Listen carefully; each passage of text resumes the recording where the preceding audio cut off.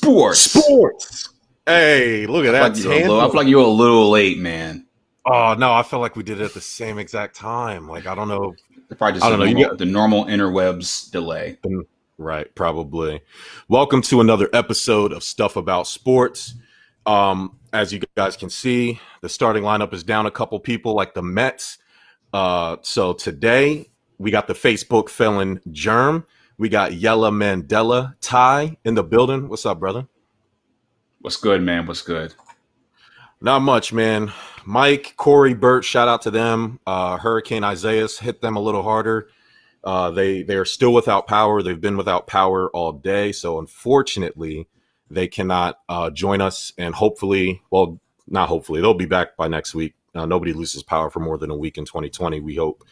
But today, me and Ty are going to cover the NBA bubble. Bubble ball is back. We'll go over our thoughts and reactions of the first week of the NBA season.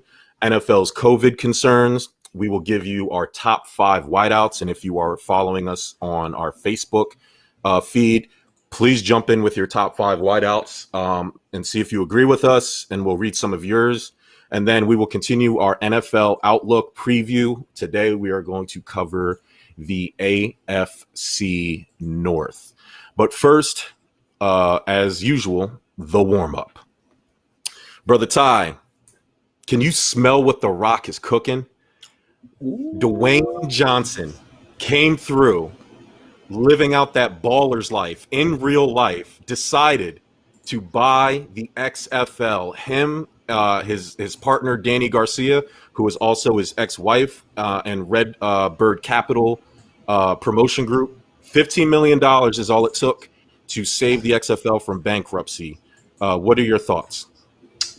I think, like most people, are excited. I think no matter what, we just wanted XFL not to be done. Like, I think everybody nobody wanted it to just be over because it was exciting for the couple weeks we had it. It was like we were tuning in. I was watching XFL. You know, it was crazy to think about, but we can use more football, right? People love football. And XFL did it pretty well, and I think NFL probably even learned some interesting things from XFL. So for it to just be done was sad. And The Rock has the money. Obviously, this capital group has the money as well. Keep it going. Yeah, absolutely. The XFL was a surprising success because it wasn't that WWE like sideshow circus with football in it. It was an actual competent football league. We've actually seen a bunch of XFL stars get signed to NFL rosters. And I think for the XFL, for that previous ownership group, that's the best you could ask for, to produce a quality system of players that the NFL can farm off of and you can grow. Now you'll see, and like I said last year, the XFL was a success with unknown people not knowing what it was going to be. Now that they know that it was a viable option, you'll start seeing some of those fringe players and even some high-end college guys maybe forego college and maybe, leave NFL teams to make up better XFL rosters. So I'm really happy for the XFL. Shout out to Danny Garcia, The Rock's ex-wife. She's into a bunch of stuff. She is now the first woman owner of a sports league. So shout out to her. Nice. Very nice. Very nice. Switching baseball real quick. Rob Manfred. COVID has struck baseball and MLB really hard. Rob Manfred has been largely silent on the subject, but until recently he came out and said, we're not stopping baseball no matter what, amidst concerns among writers and baseball players fearing that MLB would just be shut down. Ty, should they shut down Major League Baseball? No. They should try. You should try, but it is getting to be, almost of a shit show. And, I do applaud you for being harsh on would you call him man fraud, or is that man fraud? Yeah, man fraud. That's man fraud. Yeah, I was thinking about the doctor for the. Would you call him a fraud too, though? Oh, yeah. That's Dr. Fraudchi. But anyways, so Anthony Fraudchi. Yeah, but in terms of Robert Manfred, he's done a lot of weird things, man, and you can't really trust him. So for him to say like make a stance like that is a little scary, especially when just a couple of days ago, before that, he's telling the Players Association, "Hey, you guys better get this under control," as if he's not the freaking commissioner. So I don't know. I'm worried for baseball, but they should try to continue the season. Obviously, you should try to continue, but I think what we talked about recently was a coronavirus playoff. Whoever team gets it just gets knocked out, and we just keep going until we have one team left. That's where I'm about right now. 100%. Yeah. Honestly, they should. I've been preaching that they should start to normalize this coronavirus thing. Like, you can't clutch your pearls and shut everything down every time a positive test comes up. Because honestly, if we're being honest with ourselves, there's always going to be a positive test throughout the rest of the time. So the good thing is, Rudy Gobert got it. They shut down sports. And now the entire Miami Marlins, who are playing 18 brand new players tonight, they're not shutting it down. They're going to keep it going. So if you're not going to shut it down when pretty much an entire baseball team has it, then you're probably not going to shut out. Is that what that is? Are they bringing in 18 brand new players? Is that really what? Wow. Yeah, 100%. Wow. The Cardinals just got hit with it. I mean, they should be better at it. Baseball has failed on every level from the beginning dealing with this coronavirus thing. NHL had 7. They're doing hub cities. I wish we had our hockey guys. I believe it's 4. It might be 2 now. I think it started as 4, and I think they whittled it down to 2. But either way, they've tested 7,000 players or 7,000 times or something, whatever that number is, 7,000, 0 positive test. The NBA has 364 people in the bubble, 0 positive test. So but every single person in the NBA and the Major League Baseball has it. So they got to do better. They got to do better with it. They shouldn't shut it down. Maybe next year's the collective bargaining agreement for baseball. So whatever side's going to benefit the most, maybe they should push to shut it down. I don't know if the players or the owners, maybe they should push to shut it down. But ideally, you probably just should keep it playing. You went through so much bullshit to get it going. Like, to shut it down would be kind of silly, and it would be very, very damaging for a league in Major League Baseball that's already taking enough hits. They are already the laughing stock. If they shut it down, they'll probably be in full clown phase. So let's do the NBA first, because the rest of the show is going to be NFL heavy. NBA, I know you're excited because I've been excited.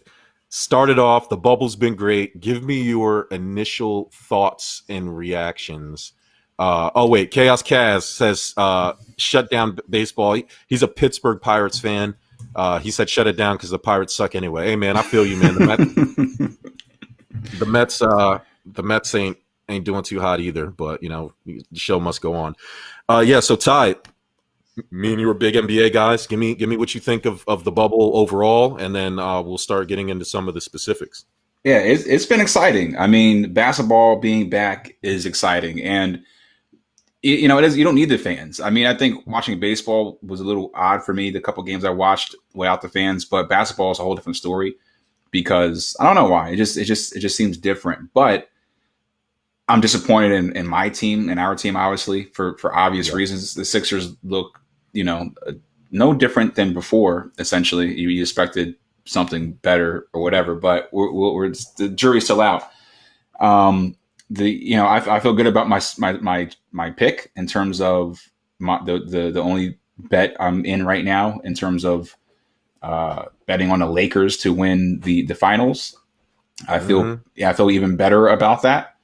After seeing the Bucks play get played pretty tough against the Raptors, against who they lost last night to the Nets, or today. Was that today? Yeah, that was today. Yeah. To the Nets. So I mean, seeing the Bucks struggle a little bit, and the Clippers looked good, but it just seemed like the Lakers are the cream of the crop right now. So I feel good about that pick. But basketball being back in general was fun. Devin Booker looked real dope yesterday. I can't wait for Devin Booker to leave Phoenix and go play with Karl Anthony Towns in Minnesota. It's gonna happen. Love me some Devin Booker. That would be nice. That'd be a nice pairing. But I'm excited for it. It's good to see Zion actually get some more minutes and come play down the stretch last night. So I'm curious to see what that play. How's the play-in work? How's that ninth seed work? If like who can sneak in?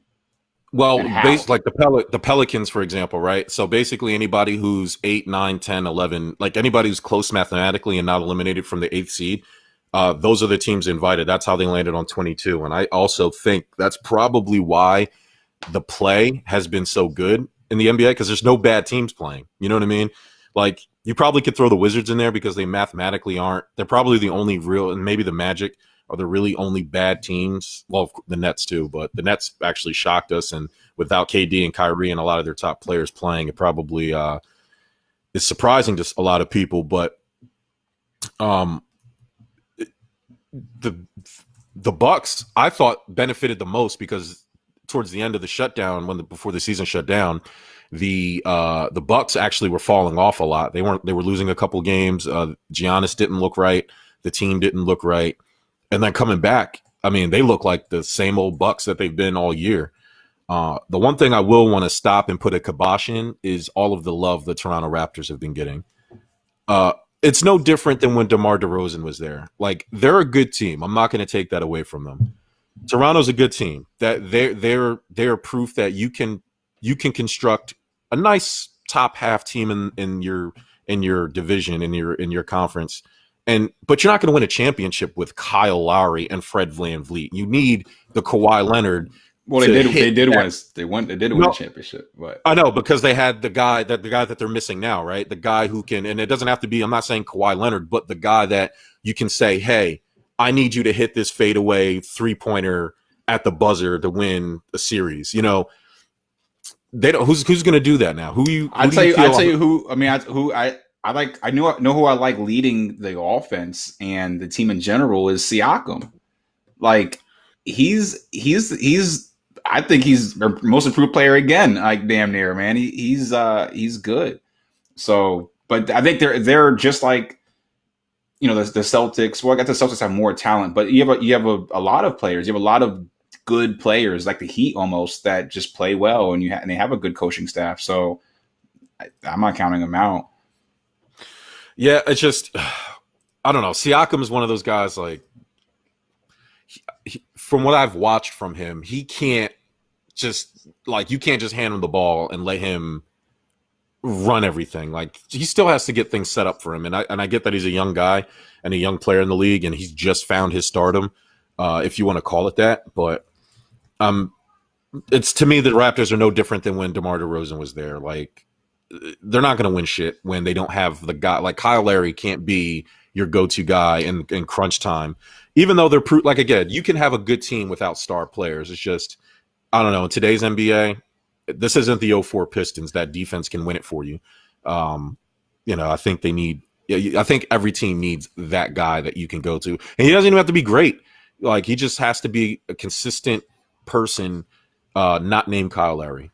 I think if you're talking about, you know, winning a title, yeah, I'm thinking about coming out of the East. I guess this season is different in terms of, I'm not sure this isn't a permanent thing, or is it? It's like they're not doing they're just doing seedings for the whole tournament. There's not conferences just for this season. Just for the So, like, the conferences are there just to iron out the seeding. Once the playoffs are set, they're going to reseed them 1 through 16. Best so records. At that point, when looking at some of the teams in the West, I can see how I don't like the Raptors as much as them. But if we're looking at East versus West, there's not that. Who else is there in the East? That's really my only point. Is like, if you're looking at the East, the Sixers are proving it. Like, they obviously should be much better than they are. The Bucks probably should play even better with the god they have on their team. Like, Giannis is a monster, and the Celtics as well. I mean, Kemba Walker is obviously an all-star, but he's still a small guy, and Tatum could step up even more. But they have a lot of talent. Those teams are good, but they still aren't. They don't have that guy you just talked about outside of maybe Giannis. But even then, he can barely hit a three. In the West, you might have that argument, but in the East, shoot, man, the Raptors are just like everybody else. Like, they got a bunch of good talent, and they could give any other team in the East a run for their money. Yeah, it's sad because I was just looking at some of these teams, and I will change my mind. When we did contender and pretender last week, I'm flipping 2 teams, and the OKC Thunder are contenders. I don't know why they're so good. It's like, I tell you why, and you just hate to admit it. You just hate Chris Paul. Chris Paul is good. First of all, you know he's a Hall of Famer. You just don't like him. he is good. He just, he's had bad luck in certain parts of the playoffs, and he hasn't won it. So he always has that monkey on his back. But he plays well. He's like one of the best point guards of all time. No way around it. It's weird. It's like they're the West Coast version of the Raptors, where they have a bunch of good talent, and like you would want Steven Adams on your team, and you would want some of these guys on your team, but they also have the guy that can get you that bucket, and it helps that he's a point guard that can help facilitate other people. Maybe this is the roster that Chris Paul always needed. I don't know. Maybe it's the coach he always needed. I don't know if Billy Donovan's the best coach Chris Paul has ever had. I mean, he had Doc Rivers, but Doc Rivers. Yeah, that squad too was good. They had Blake Griffin and DeAndre. They had a bunch of. They had Lamar Odom, Matt Barnes. They had a good. I'm kind of falling off the Doc Rivers bandwagon. You take a look at what he's done. I mean, he gets. Not to say he's not a great coach. He just gets a lot of love for doing a lot of losing. I don't know. It's just a lot of losing with great talent. Like, what has he won since the big three in Boston? Like, he hasn't done anything with the Clippers. Sure, they did. They did well last year with barely any talent. Has he won a title with the Clippers? No. Okay. The case closed. Enough of Doc Rivers. Hey, you know what, Doc? Doc, you might this season. Hey, I got you. Don't worry about it. Doc Rivers, overrated. Oh, man. Overrated Doc Rivers. Enough of you. Enough of Doc Rivers, okay? I've finally come around. I'll go out on that ledge on my own. I do like the bubble. The virtual Chaos Caz said the same thing I was going to mention. The virtual fans is lit. I love it. I think Bert was saying hockey was doing something similar. They like cut off the arena where it doesn't feel like they're playing in an arena. NBA did that.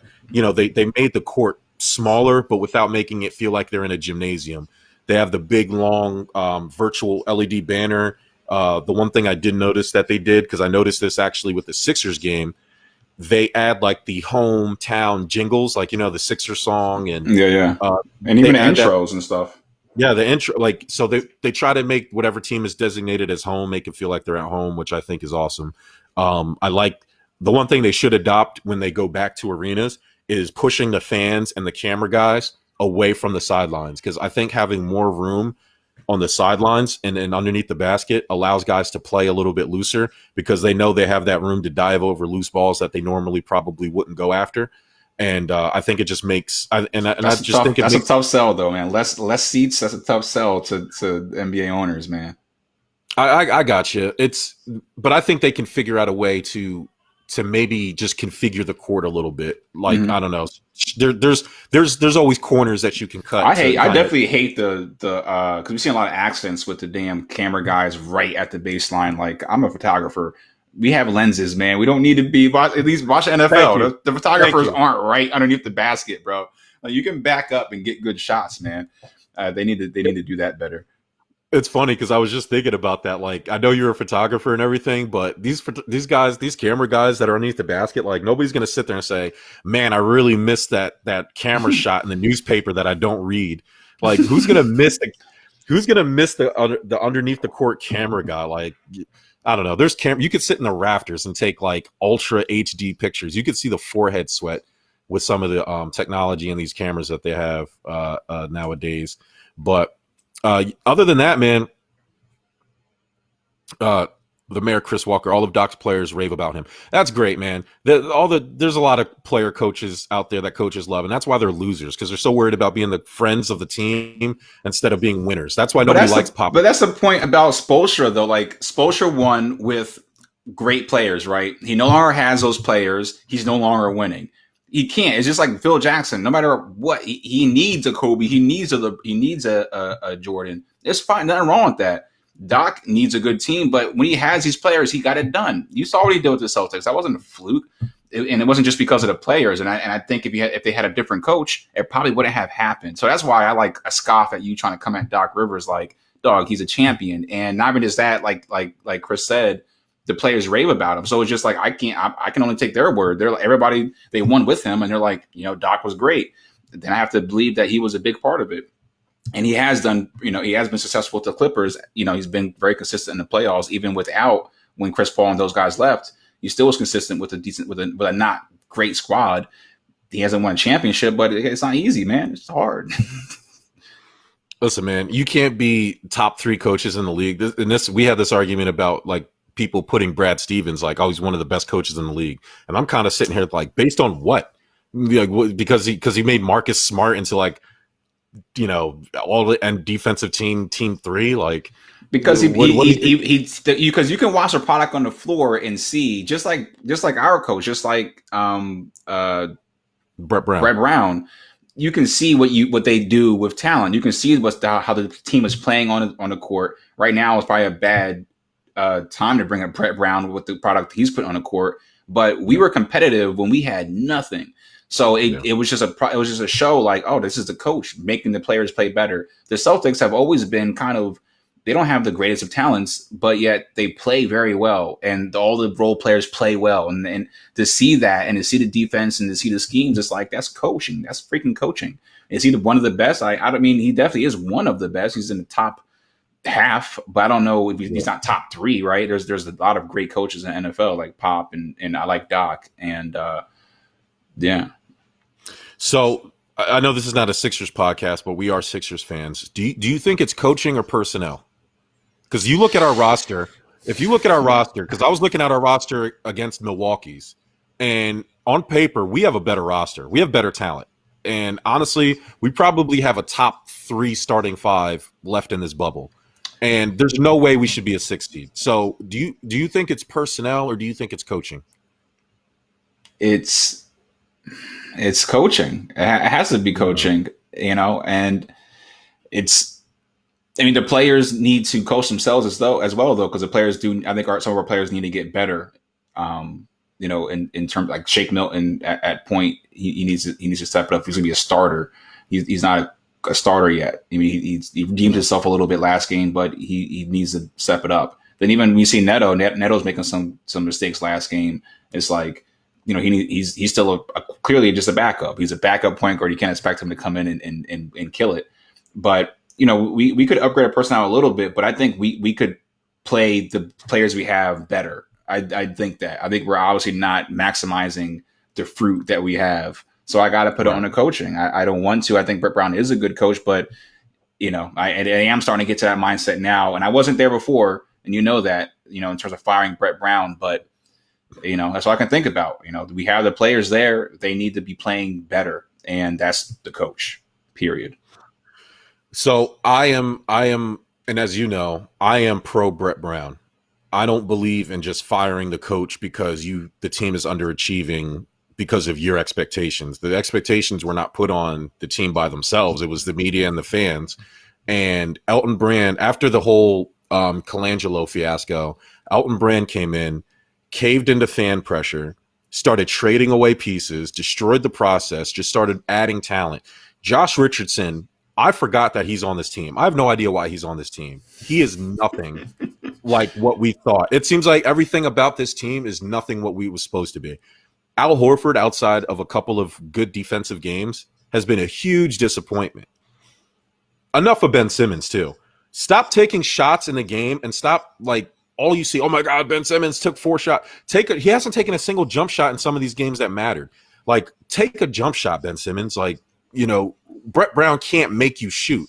And people say, oh, that's bad coaching. Brett Brown should make Ben Simmons shoot. So if Ben Simmons decides not to shoot a jump shot and Brett Brown benches him, what happens then? You're going to bench Ben Simmons because he's not going to take? No, you're not going to. You know why? Because he's. But if that's the play though, if you go in practice and say this is the play, you're going to do this and you're going to take the shot. You look at him and then it happens in a game. You don't do it. You're damn right you bench him. But that's the coach, in my opinion. You coach that. Go into practice and say this is what we're doing. This is our key focus is. You're not down with that, then go on a bench. Yeah, you're damn right, because I think a lot of other coaches do shit like that. Bill Belichick, you damn right. He'll bench Brady if he has to. Yeah, I just we'll see. I don't want to see Brett Brown get fired. If they get bounced early in the playoffs, he probably will be. Well, Chris, that's what I'm saying about Brett though, because Chris is saying it in the chat. He's saying Brown leadership, veteran leadership. We don't have that on the court. We lost Jimmy Butler, and that was obviously, if we had Jimmy Butler, I think we probably go to freaking finals easily if we had Butler on the same squad. If we ran it back, we would make it. We could make it, man. But we don't have that veteran leadership, and we can't expect Embiid to be that guy yet.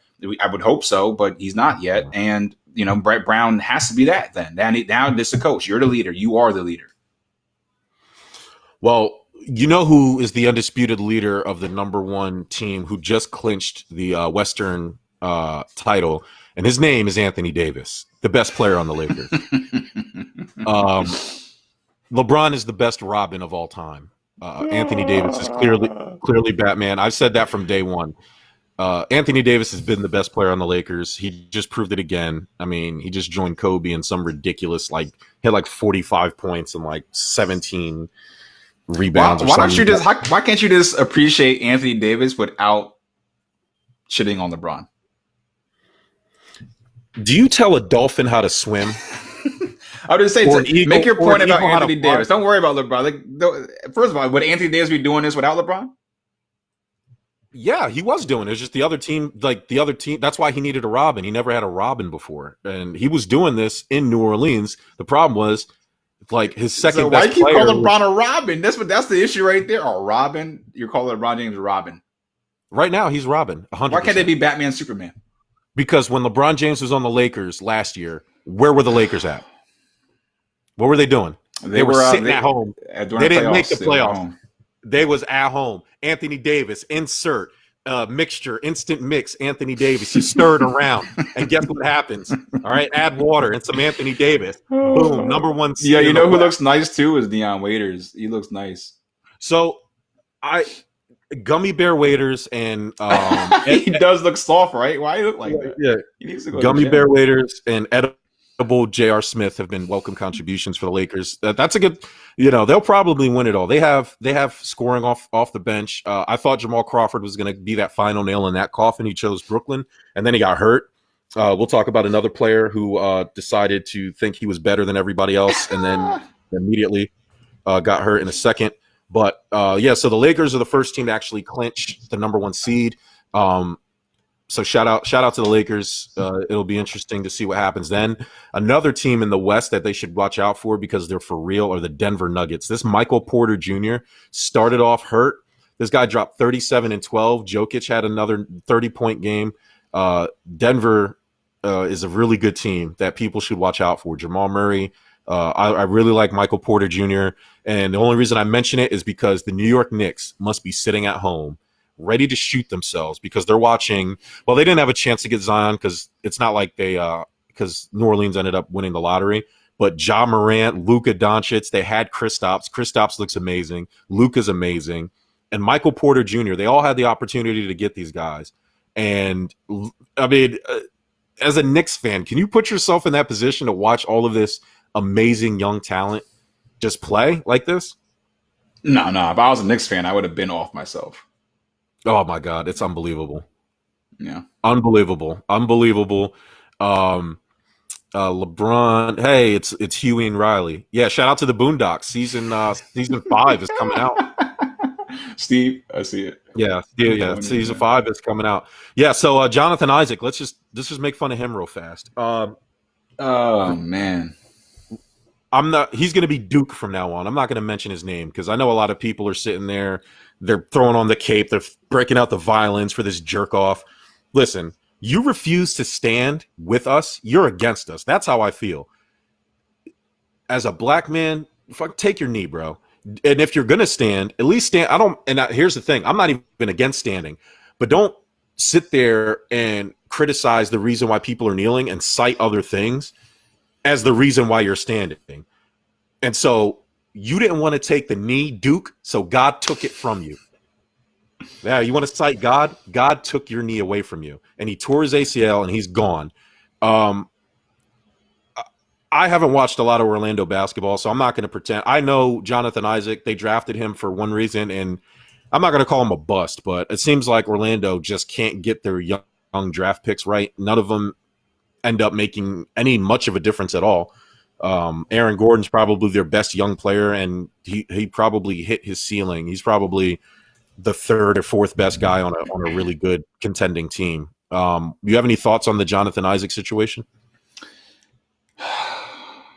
Yeah, I mean, for one, I don't want to vilify Jonathan Isaac. I don't want to hate him or put any more on top of the situation because I can't help but to support all brothers. I just can't. I don't want to put down another brother, but we can speak facts and we can just be real about it. He should have kneeled. He should have shown solidarity with his brothers, and for him not to is little. He should feel a little shameful for it, but that's his opinion and his decision to do. He wants to do that by all means. I will just call him lost at that point. I just feel bad for him at that point. Like, you clearly have no sense of self. You clearly have no sense of history, and you clearly have no pride in self. So he should feel a little shameful for that, and that's something he has to deal with on his own. I don't want to attack him and be mean to him or anything, but I just want to speak facts about him. And I can say though, it's a little ironic, right? Like, it's a little ironic, and I sure as hell, it's hard for me to feel bad for him, obviously, for after what he did. So that's all I can say about that. Yeah. Well, shout out to him. I hope you get recovered and all that, but karma, you want to put God into it. He's 22 years old. I hope he does some reading while he's sitting on the couch, and he can, do a little bit more history and figure out why the hell, niggas is getting shot for no fucking reason. I mean, and that's really the bottom line. And my whole thing, especially as a person of color, if you're not with it, you're against it. Like, get on a knee and like you said, be united with your brothers. And if you are going to stand, again, I have no issue with standing or kneeling. I believe in freedom of choice. I believe that you should be able to do what you want to do, but don't falsely cite other things as the reason why you're standing. It sounds uneducated. It's doofiness. It's just doofiness. Like, you just want to be different. Like, I don't know what it is. Your contract's going to be up in a year. Maybe you're trying to put your name out there. I don't know what it is, but it's like, I was cool with you standing until I heard your reasoning. And now, again, I think the best thing I heard from this was, if you were to be real religious, you would have to admit that Jesus would kneel. Yeah, 100%. Yeah. You think he's going to stand up for a country and a flag and this symbolism crap, or you think he's going to take a knee for the people? I just assume all 20-something-year-old people are stupid and they're just feel entitled and they don't. Like I said, I want to put him. I just want to call him as lost, and I hope he learns a little bit of history and learns pride in self. So we all enjoyed it. NBA. Ben Simmons, you down under shrimp on the Barbie yellow bitch. Take a jump shot. All right, we need you. So we are going to move on to the NFL, and before we rank our top 5 wide receivers, we will talk about the NFL moving up the opt-out date to this Thursday, which is the 6th of August, for any player who wants to opt out of the NFL season for COVID or whatever. They have until Thursday. Apparently that date was supposed to be later in the year. I don't know the exact date, but it was supposed to be later. There's a lot of players that are upset about it. So Ty, should players, what do you think about that? And should players be upset? Yeah, I'm not sure what the original date was, but if you're moving a date up, I would be upset. I think people should get some time to be able to make decisions. But I mean, we're getting close to the damn season, though, right? Like, right. Make your decision, man. And live on it. It's just one season. Just make a decision, and if you're worried about money or work or something, then maybe you should make the decision of fucking playing and getting over it. But I did see the Saints started their own bubble at a hotel or something. I think we need that. Like, we need bubbles. We need people segregated, right now. Yeah. So the NFL should soon, whether it be NFL together, every team, like the Saints are doing, start creating their own bubbles and testing and be proactive, because it is getting close and it is getting scary. Like, oh my God, is NFL going to happen?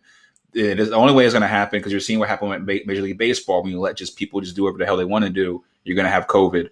So you need bubbles. You need the bubbles. You need the separate, the segregation of these players, and a lot of testing and periods of time away from the public. They better start doing that soon, because it's getting too late.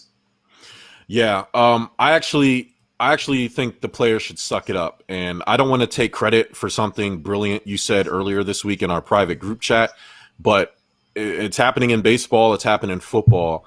But the season starts September 10th. Like, it's about a month away.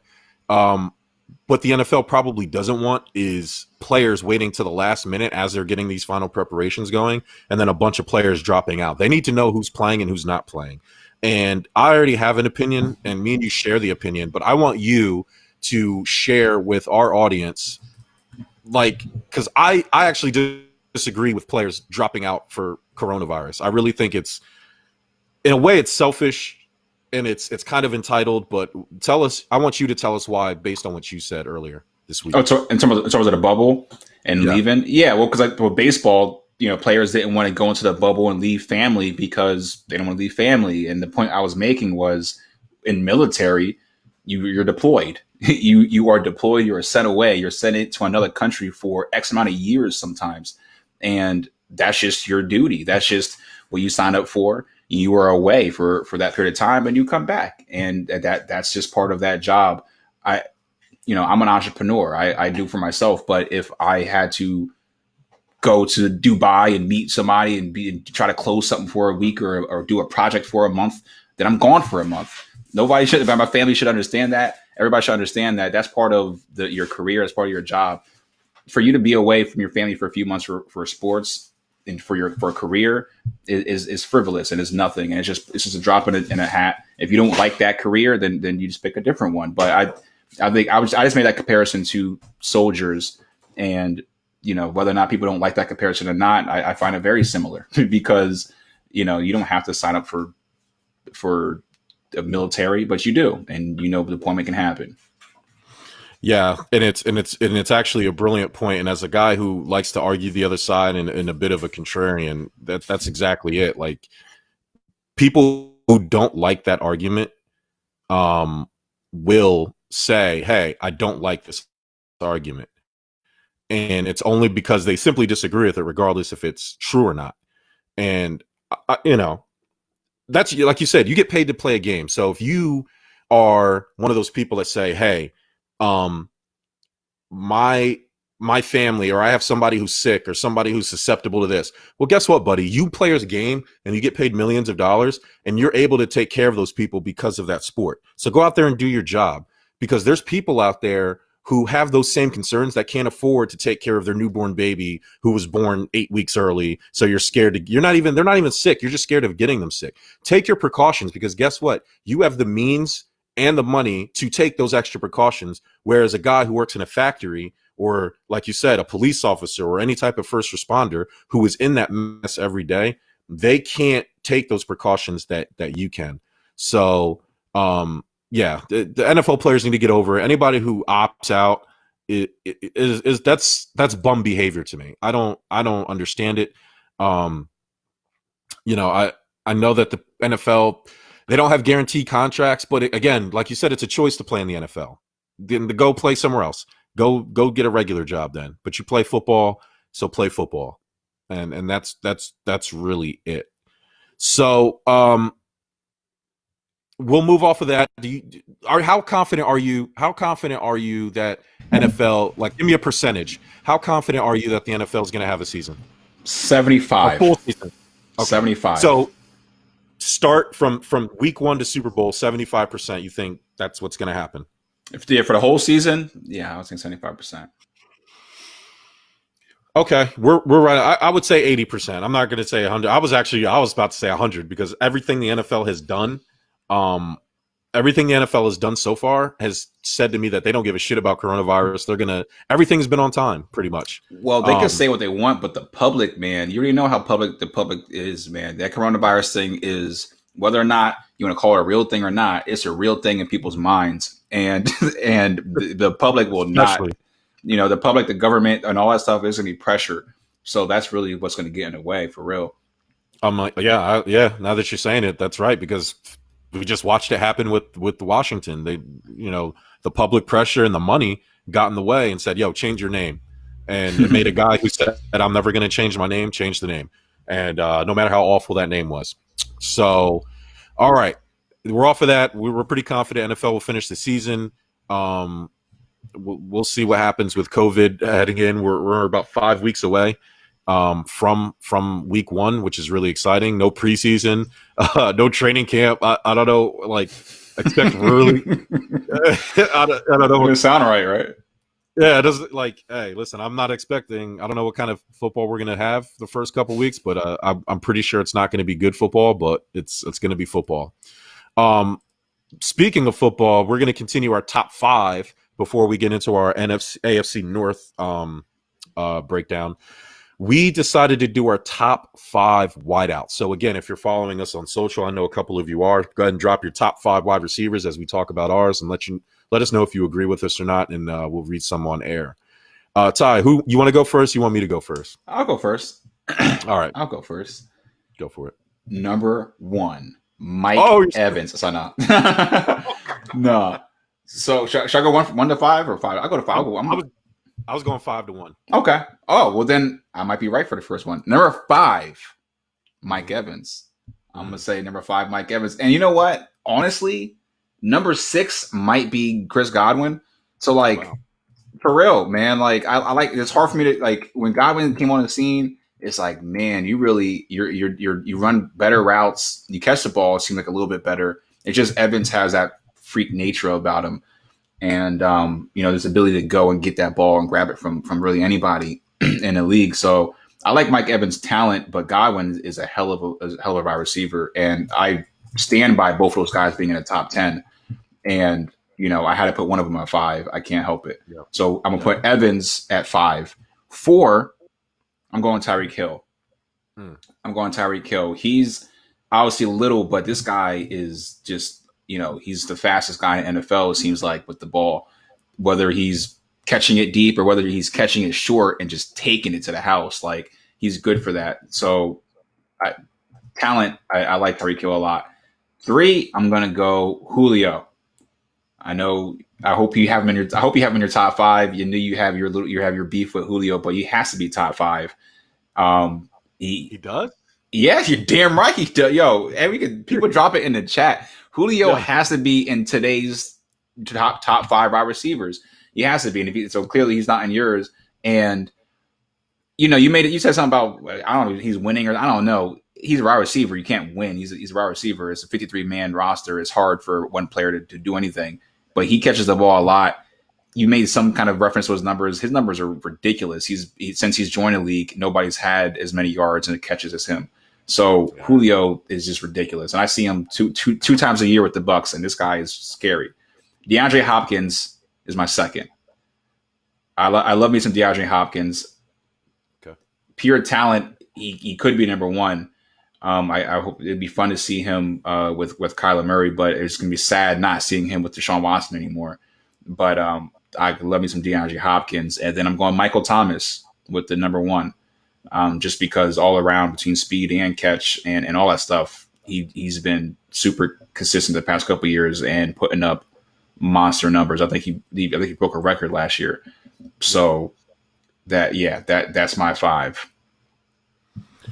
Before I give you my top 5, Kaz let us know that 8 players from the Patriots opted out, and they're tanking for Trevor, which, if anybody remembers, a quick callback. I said that way, way, way, way, way back when the Patriots season ended last year, that they should tank for Trevor Lawrence and that Tom Brady would no longer be on the Patriots. I'm just letting y'all know what I'm saying. I'm not calling myself a savant or a genius. I'm just telling you what I said. And also, starting next week, we will have signups. Quick reminder: signups apparently for our fantasy football league, the Stuff About Sports fantasy football league presented by the Give Us a Shot Network. I think that I believe the tentative draft date will be September 8th because the season starts, which is Tuesday, and we will be doing a live draft on this show. So if you are in the league, please join the show. We will draft live. And then the season starts that Thursday, September 10th. So, next week we'll give you that information to join the Stuff About Sports Fantasy League. So for my top 5, I'll start at number 5. I juggled with, actually, it was 1 through. I did my list backwards. I thought 1 through 4 for me, or 1 through 3 really, were kind of easy. and I struggle with 4, 5, 6, 7, and 8. Like I feel like I could have put any of them in those spots, and I could have justified it for anybody. So at number 5, I went with Tyreek Hill. He's just explosive, man. Like there's no other word to really describe him. Last year he was hurt. He had I think he broke his clavicle. He did something like tore his hamstring or some shit like that. But since 2017, he has 21 receiving touchdowns where he ran at least 20 miles per hour, which is nuts. which is just nuts. He caught 77% of his third down targets last year too. So he's just all around nice, man. Like he didn't play that many games. He had 58 catches on 89 targets, 860 yards, 14 yards per reception, 7 touchdowns. He didn't play all the games either. So it's just insane. I mean, he can run shallow routes 80 yards. It's not like he's just not like one of those fast guys that just runs deep and it just catches everything. Yeah. He can run the routes too. So number 4, DeAndre Hopkins. He's not the fastest, he's not the biggest, he's not the strongest, but somehow he just always gets open. He's always like nobody can guard him. I don't know, like skill wise, might be the most skilled. I'm not going to say he has the best hands, but you could probably make the argument. Last year he had 112 receptions against man coverage. Or no, the last 2 seasons. 112 receptions against man coverage, which is second best in the NFL.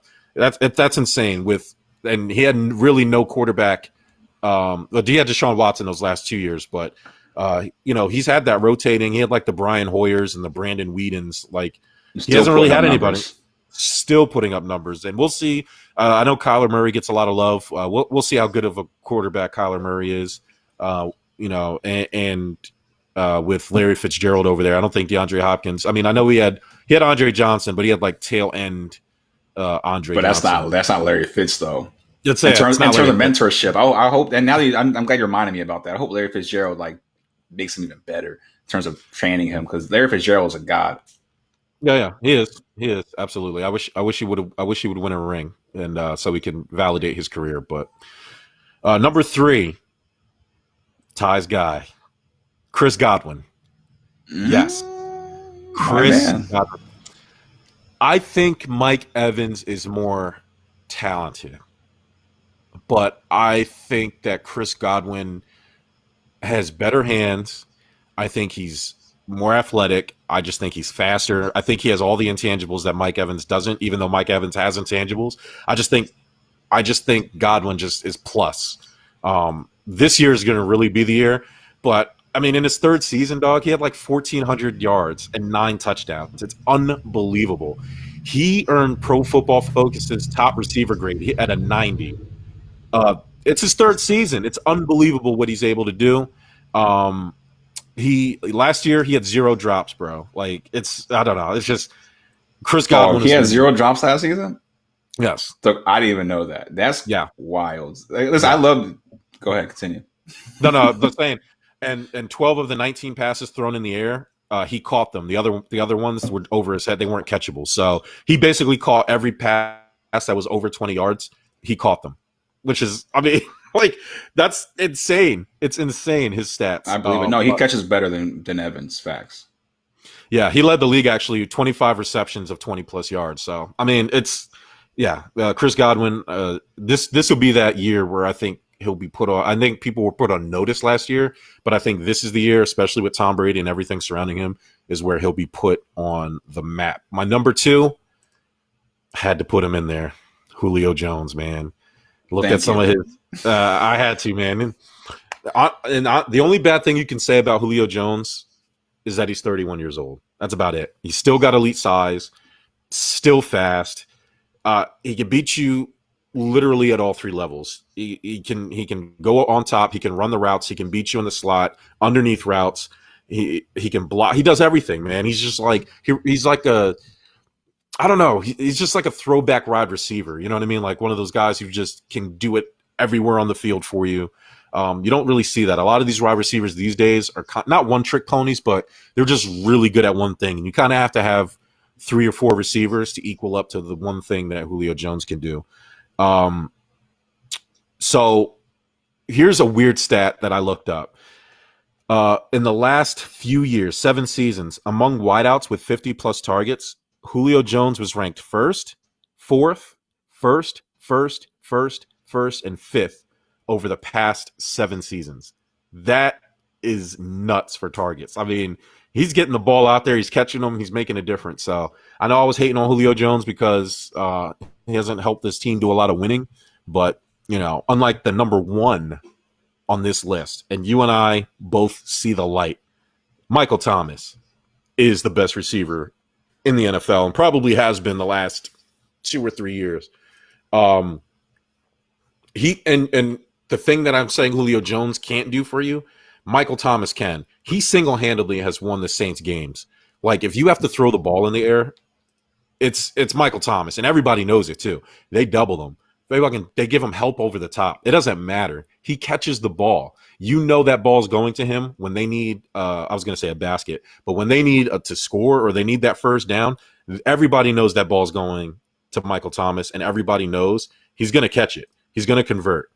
And somehow he's getting better every year. So check out these last couple years, right? Starting in 2016, 92 catches for 1,137 yards, 104 catches for 1,245 yards in 2017. In 2018, 125 catches for 1,400 yards. In 2019, 149 catches for 1,725 yards. He set the record for receptions in a season, which is the record you were talking about. And he led the league in receptions for the second year. And here's the best part about his stats. His catch rate, the amount of the percentage of time the ball is thrown to him that he catches it, 82%. Wow. Like, what? 100 plus catches a year and he's going to catch 80 of them? I mean, what do you say about that? And percentage wise, in terms of like the advanced stats, he's number one in the league out of the slot, number one in the league on the slants, and number one in the league in hitch routes. So Michael Thomas is the best. I mean, I don't even think it's not even close, to be honest with you. Let's see. Kaz, he has number 5, Mike Evans, 4, Tyreek Hill. He has Michael Thomas at number 3, Julio Jones, and DeAndre Hopkins at number 1. I'm not mad at that list. Like I said, a lot of these guys, it probably comes down to preference. Yeah. So my list. I mean, well, no, did we all have the same list? What's your list? Damn. Who, mine? Or yeah, we all have the same. No, you had Godwin instead of Evans. Godwin. Yeah. It's just a little bit different order. We had Michael Thomas at number 1, and I think you had DeAndre Hopkins at number 3. I had him at 4, but I'm saying we all kind of all almost have the same. At least between me, you, and Kaz, we're the same 4. Outside of switching Godwin from Evans, which is, like I said, I almost want to put both of them at 5, like Godwin Edwards, Godwin / Evans at 5, because it's hard, man. It's hard. What's not disputed is they're the best wide receiver duo in the league by far, probably by a lot. So, I mean, yeah, it's going to be really interesting. Your Buccaneers signed Shady McCoy, the remains of Shady McCoy, whatever's left.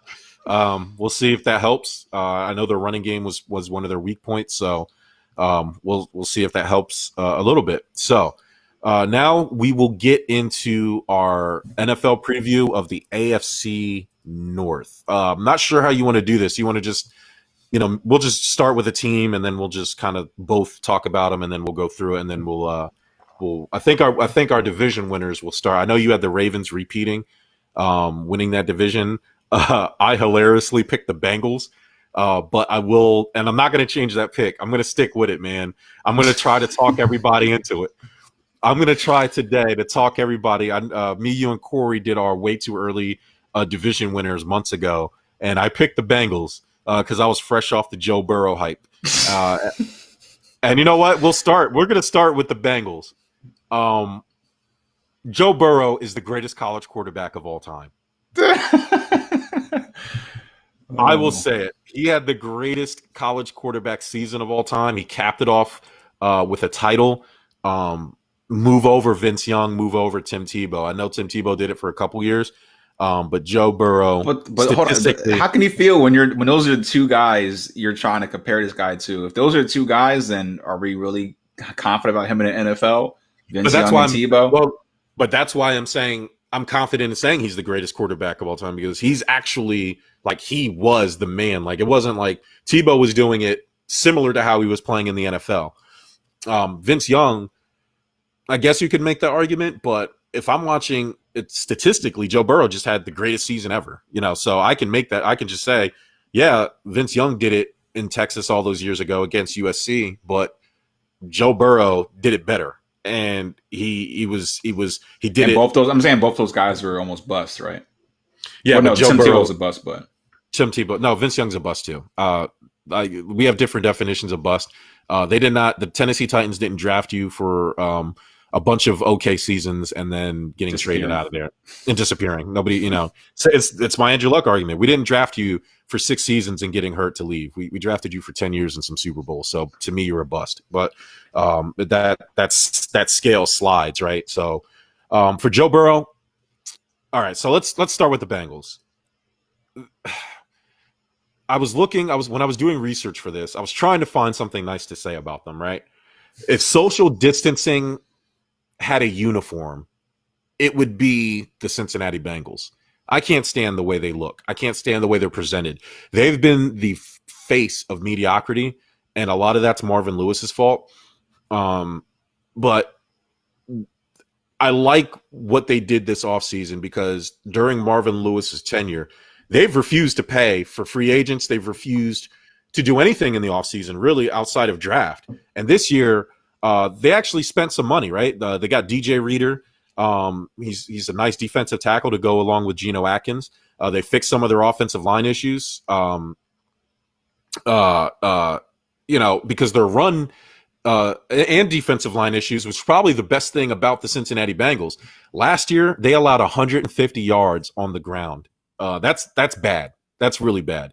You need to be able to stop the run. They paid and drafted some good defensive linemen. Hopefully it can turn that around. The defense is really going to make or break this team because look at their offense. Joe Mixon as your running back, and he's really good. Let me see. He had a solid year. The offensive line was awful last year, but Joe Mixon did flash some greatness behind that offensive line.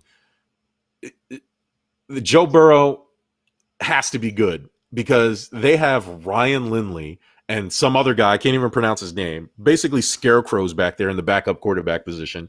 But you have Auden Tate. A lot of pressure, man. That's a lot of pressure.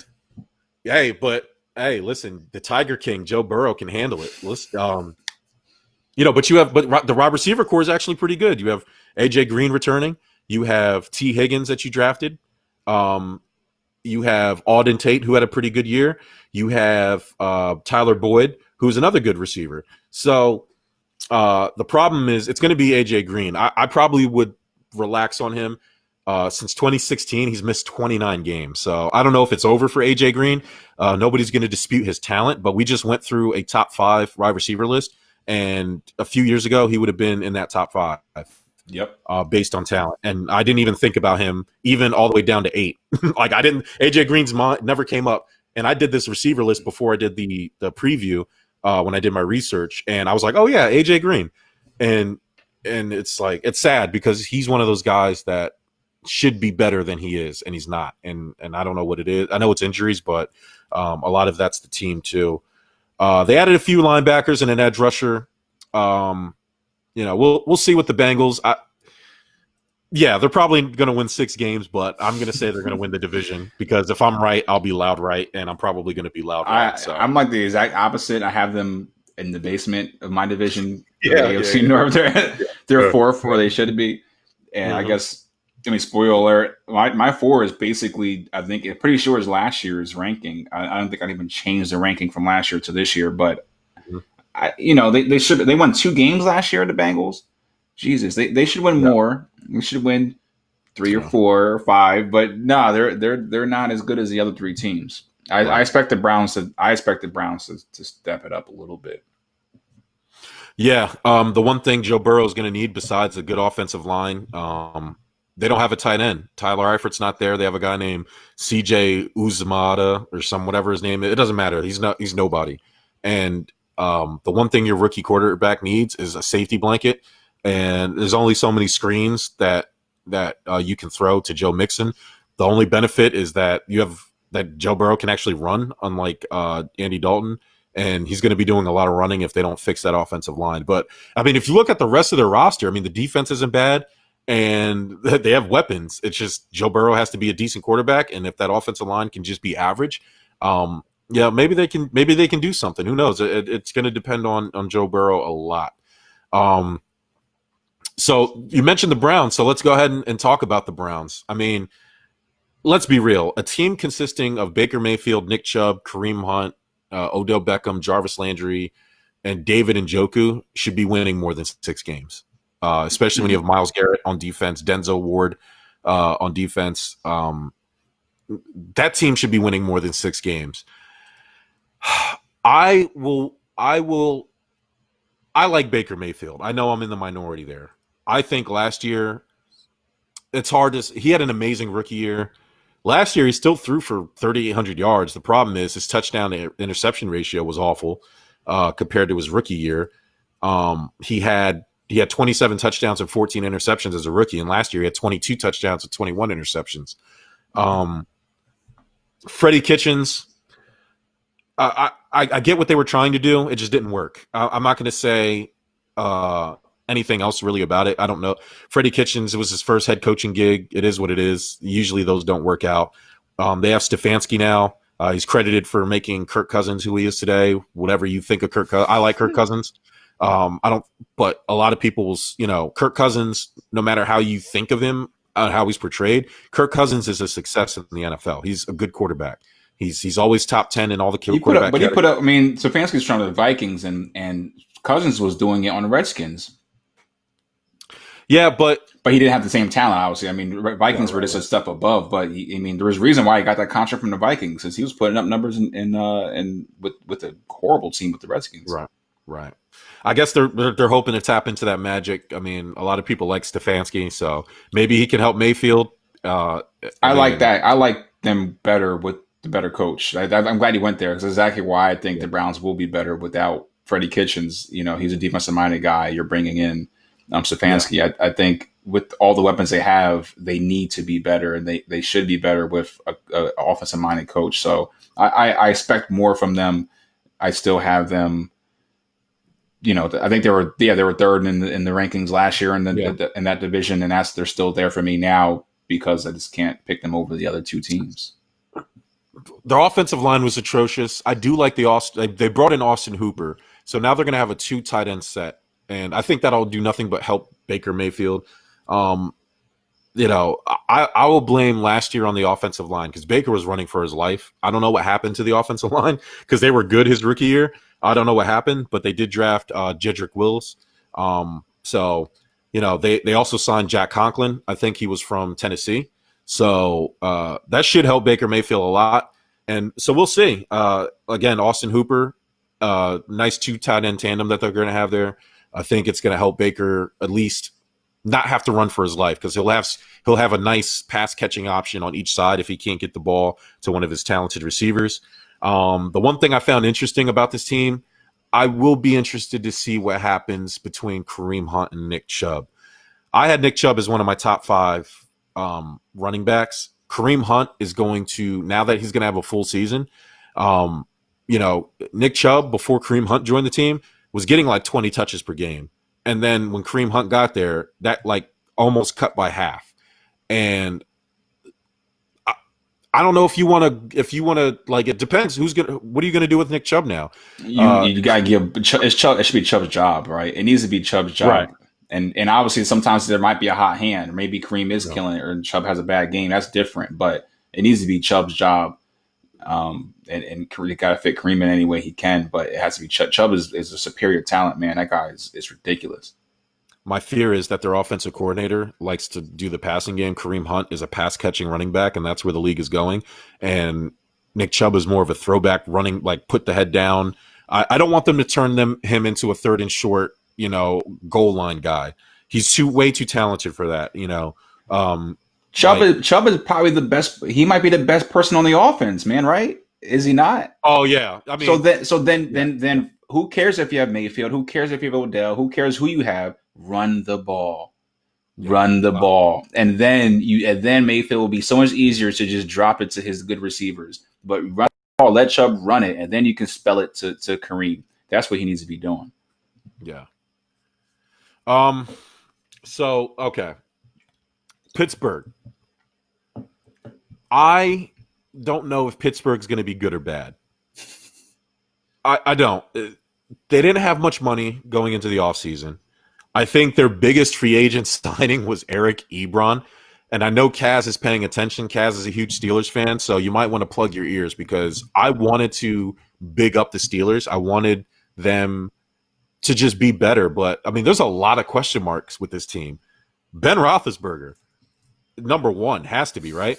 Like, that's really what's derailed the team the last couple years. I mean, he's 38 years old. He's fucking fat. He's hurt. He's injury prone. You're going to pay him $68 million over the next 2 years with this ridiculous extension that they gave him. What are you extending him for? I don't understand it. And the worst part is that they don't have anybody behind him. You have Duck Hodges. You have KKK Mason Rudolph. You have Paxton Lynch. Like, what are you doing, Pittsburgh? You did not address your backup quarterback situation at all during the offseason. Ben Roethlisberger has given you no reason to think that he's going to make it through this full season. I know these guys, you know, everything you hear is that he's back. He's 100%, blah, blah, blah, blah, blah. What I can only go by recent history, and he hasn't played well. Not played well. He hasn't been on the field. And then here's the other problem.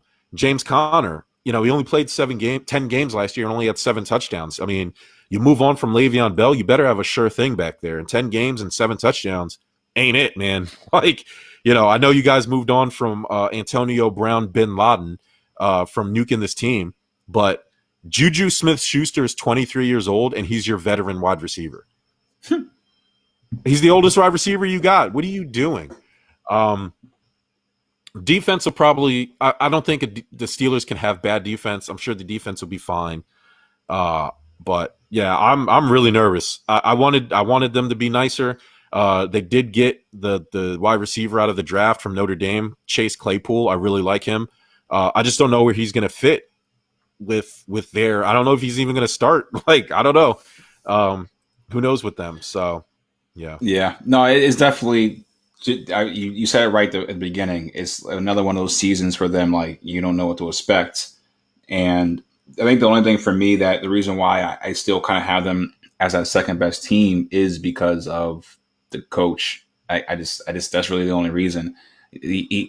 Similar to Belichick, I feel like he's good with making he's good at making good with anything. You know, even with some of these backup quarterbacks, he's been proven to make it happen. So I like the leadership there in terms of the coach over anybody outside of John Harbaugh though, and the Ravens. But he's really the only reason. Mike Tomlin, I think he's looking at the roster. He's trying to put a good product on the field. You know, I trust what he's doing with the team. That's really the only reason why. That's the only reason why I have them at 2.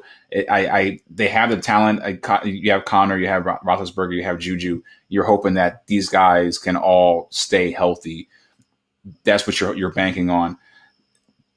I hope, you know, I hope, but I'm willing to bet on them as the second best team in the division because of their coach. I mean, I don't know. It's just I was trying to look at some of the good things that they've done. I mean, ever since Heath Miller retired, they haven't figured out the tight end spot. I mean, if Eric Ebron is the guy you're turning to, I mean, you want to talk about should have been better. Eric Ebron is definitely on the should have been better all-star team. You know, Kaz saying Deontay Johnson, remember the name. Yeah, I like Deontay Johnson. That's probably why Deontay Johnson is probably why Chase Claypool isn't going to be a starter unless he all of a sudden is blowing people away. You know, I don't know if the Steelers, it seems like they've been avoiding the full-on rebuild, even though they probably should. And they probably should have moved on from Ben Roethlisberger 2 years ago. But here we are. You know, Ben Roethlisberger. I like them keeping him. They need a backup. They do definitely need to be thinking about who the next guy is. And I don't think anybody on the roster is. You said I guess Hodges is the youngest. He's But I mean, nah, you need to be thinking about that and have a serious second coming that you're thinking about now, because, like you said, this guy could be hurt week 2, week 3. He's guaranteed not to play the whole season almost, right? Like, Yeah, you can't like if somebody says, "Oh yeah, Ben Roethlisberger will be healthy for a full season," like I'll laugh at you. Like you can't say that based on what. The one thing I did like about them is they brought in Derek Watt, the brother of T.J. Watt, their star defensive player. Heady play because T.J. Watt's heading into a contract year pretty soon here. What do? You bring in his less talented brother, and you keep him happy, and hopefully. But I mean, they actually need him. I mean, they need a power back to help because James Conner. I feel like you never don't know what you're going to get. We'll see. Mason Rudolph will be better playing behind Ben. Yeah, I hope so because he wasn't any good playing in front of Ben, and all he did is get his ass kicked. Next year, J.J. Watt coming to the Steelers. Yeah, that's what you need. J.J. Watt flipping a tire in Pittsburgh, making Hard Knocks all about him. J.J. Watt, overrated. Enough of him. Enough of J.J. Watt flipping a tire. Wild. God, what is J.J. Watt? Big J.J. Watt. What has he done? A ton of sacks, pause, a ton of swatted balls. What are you talking about? How many Super Bowls has he helped them win? 0. All right, talk to me. Flip some rings. That's what you can do for me. J.J. Watt. Who's your favorite football player ever? Right now? Oh, ever? Terrell Owens, man. Oh, word. All right. Yeah, but that was Donovan McNabb. You said, hey, but you said it. T.O. was never he's a wide receiver. You said wide receivers can't do it by themselves. No, I'm saying my point is all football players. Your 53-man roster, you can't rely on one guy. The quarterback is the only person that can get that kind of flack. But a defensive, you're trying to make an argument about defensive end right now. Like, dog is only a defensive end. He's one defensive player that plays on one side of the line. Come on. Michael Strahan did it. I mean, J.J. Watt. No, he did not. There was a whole squad of beasts, man. I don't know, man. I'm sick of J.J. Watt and everything being about him. All right, so here we go. Probably the division winner again, the Baltimore Ravens. Go ahead, Todd. Give it to us. Just tell us. There's no way around it. I mean, there's no way around it. Lamar Jackson is why. I think that's why. I think if you take Lamar Jackson off, it's not the same at all. He's 100% the reason why. John Harbaugh is a great coach, and I think he could do some good things with that team, regardless of who the quarterback is. But it's him and Ingram, and the Hollywood Brown did a couple decent games last year. Hopefully, he takes another step forward. I think he disappeared a little while, but yeah, no, they're just loaded, and they have probably the second most talented quarterback in the league. Yeah, I mean, coming off that MVP season, I mean, through 3,000 yards, 36 touchdowns, and then he had 1,200 rushing yards, 7 touchdowns by himself. I mean, it didn't make any sense. He was there was no way around it. He was the MVP. He was the best player last year, period. 100%. When we did our top 5 quarterback rankings, I did not have him in the top 5, but I think that was more so of me not overreacting to a 1-year sample size. I have no problem with Lamar Jackson. I do think he is one of the best quarterbacks in the league, but I also think he benefits more than any other quarterback from the scheme. And that's just credit to John Harbaugh. Like you said, he's a great coach. John Harbaugh, you want to talk about great coaches. John Harbaugh has the hardware. He has proven he can win with lesser talent. He's done it. And, you want to take a snapshot of the perfect coach. John Harbaugh is one of them. He's got to be in that team picture, so to speak. But this team will only go as far as Lamar's legs will take them. He was great during the regular season, but we saw what happened against the Titans in that playoff game. The Ravens weren't playing well. The team around him wasn't playing well, so it got put on his shoulders, and he just couldn't do it. I don't know if that was like first-time playoff, and it's hard to criticize a 1-year starter in the playoffs and losing to the Titans, who largely, last year, probably from week 1 into the playoffs, was the best team in the league. I mean, Ryan Tannehill had the best QBR all year. It's unbelievable. He had 117 QBR. It's ridiculous. But the team got exposed last year in the playoffs. You could put that on Lamar if you want to. He didn't play well, but the team didn't play well either. But again, when you're the quarterback, you're going to get the credit and you're also going to get the blame. and the team needed you to carry them, and you couldn't do it. And so we'll see this year. The tape, as we've seen, the tape is out on you now. People can prep for you now. This will be the year that we find out about Lamar Jackson. So, but what he did last year is, like you said, undeniable. As far as going into this year, here's another weird stat that I read. The Ravens with Lamar Jackson was the slowest offense in the NFL in terms of time of possession, right? But they also ran more plays per drive, which I guess is why they're the slowest running offense, because they had the ball on offense a lot. And but the defense held opposing offenses below the average plays per drive. So they just learned how to control the ball. That's all coaching right there. That has nothing to do with the team. So that's another reason why and the coaching staff, for the most part, is coming back intact. What I will say, they need some help with edge rushing. They brought in Calais Campbell. They signed Michael Brockers, so that should help the defense out a lot. I mean, all they really had to do was focus on defense. The one thing also, the Ravens have the easiest schedule in the NFL this year. I don't know if the fix is in. I don't know if that's the NFL trying to help Lamar Jackson out a little bit. But they probably also need another wide receiver. It's also them playing the Steelers, Browns, and Bengals twice. Oh, that's true too. Yeah. That's right. The rest of that division is pretty. I mean, the rest of that division is not that strong at all, man. Right? Is the AFC North the new AFC East, where the Patriots dominated for decades because they played the Jets, the Bills, and the Dolphins for 10 years? Yeah, right. If you made an all-star team of all the AFC North teams, the other three, would they beat the Ravens? Ooh, yeah. No, I don't know.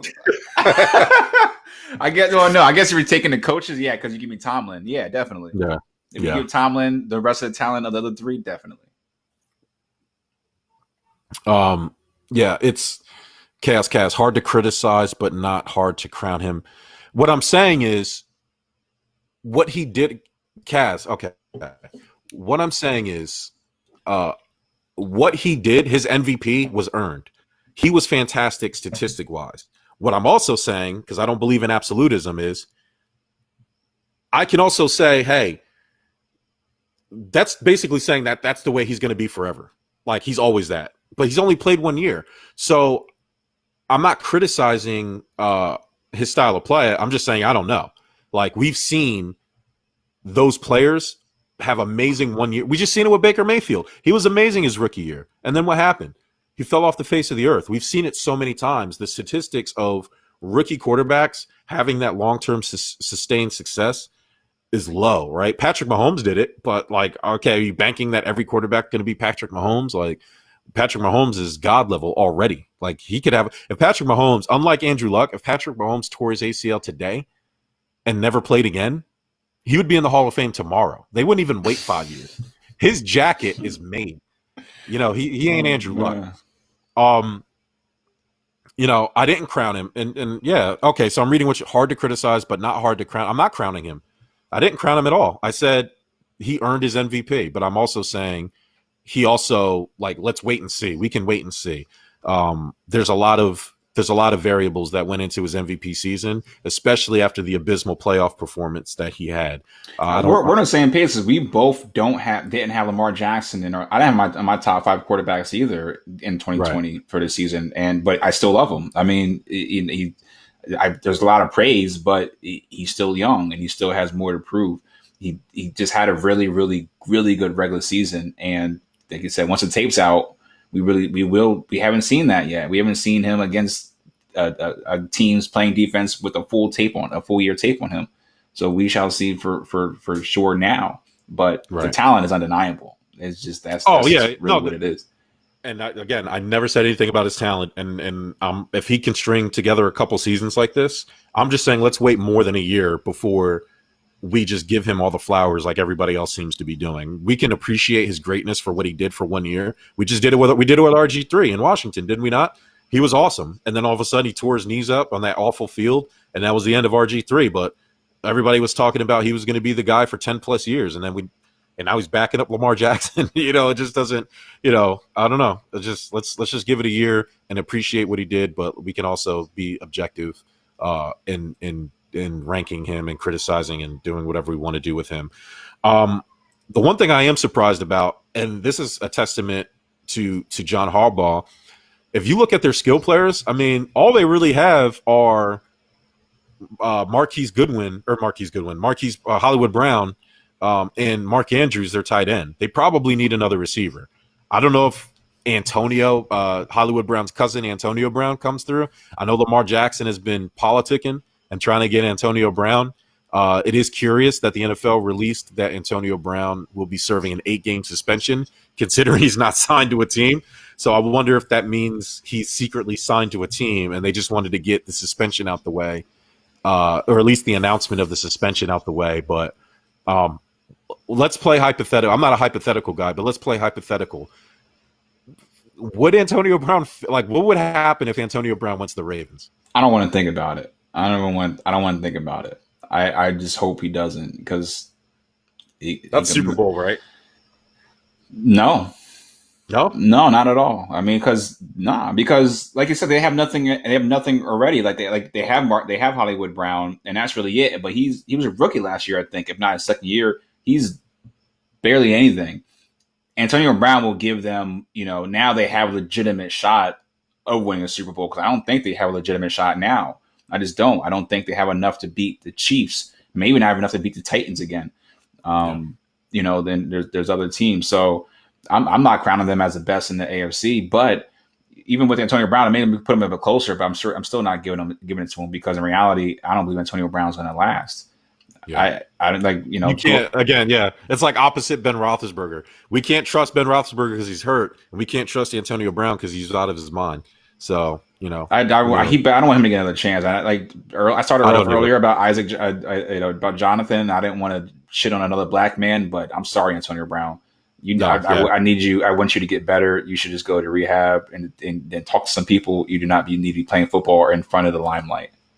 100%. Yeah. Antonio Brown, brother, and I'm not as forgiving as Ty is. No, you're a doof, and I hope you never get a chance. You're a bump. And especially as a black man, and I'm trying not to get super duper racial and alienate some people, but as a black man, I can't, and I've been like this, Ty, and you can attest to this.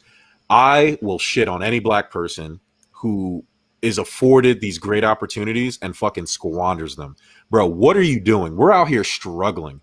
And you have everything that we all want, and you can do so much good in the world, and you are doing shit like farting in your doctor's face while he's trying to like get you cleared to play football, and you're ejaculating on female trainers' backs when they're not looking. It's like, what are you doing, bro? Like, you wasted so many opportunities. You get suspended, you're unsuspended, you're undermining your coach. Like, I don't feel bad for any black person that loses out when they've squandered the opportunities, when the rest of us are out here fighting for scraps and trying to make it just to be equal. So, fuck off, Antonio Brown. I hope you never come back. All right. Well, that wraps up this show. We will finish it up. Ty, do you have a game ball to give away? I'll give the game. I haven't, you know what? This is horrible, actually. I'm giving a game ball to the guard for the Liberty, because I don't even know her goddamn name. It's Sabrina Ionescu.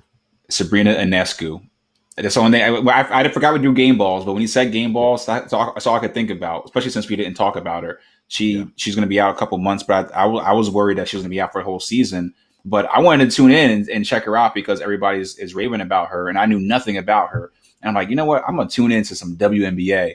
Then the next day, she tears her ACL or something crazy. And I'm like, oh, no.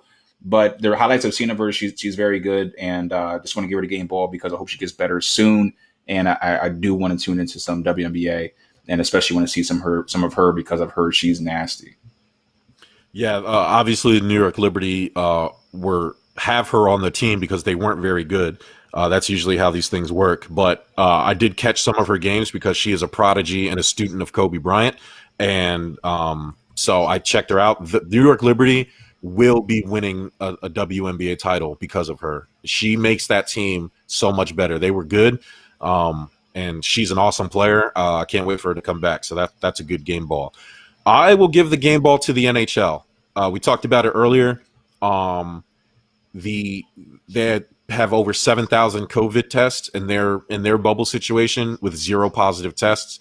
I think that's amazing. And I'm going to give an honorary game ball again to Danny Garcia, the first female owner. She's part of the ownership group that bought the XFL, and she is the first female owner of a sports league. So shout out to her. She deserves the game ball. All right. So thank you, everybody who joined in. Hey, Kaz, hey, man, listen, no hard feelings.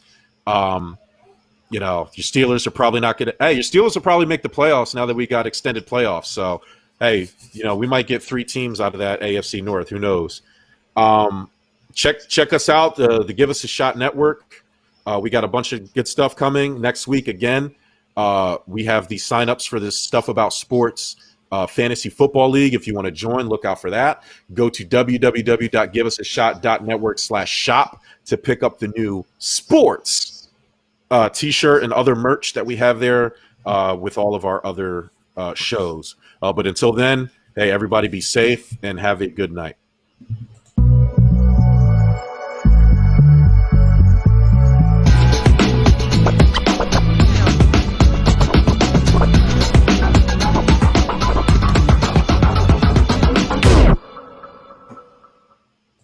Sports.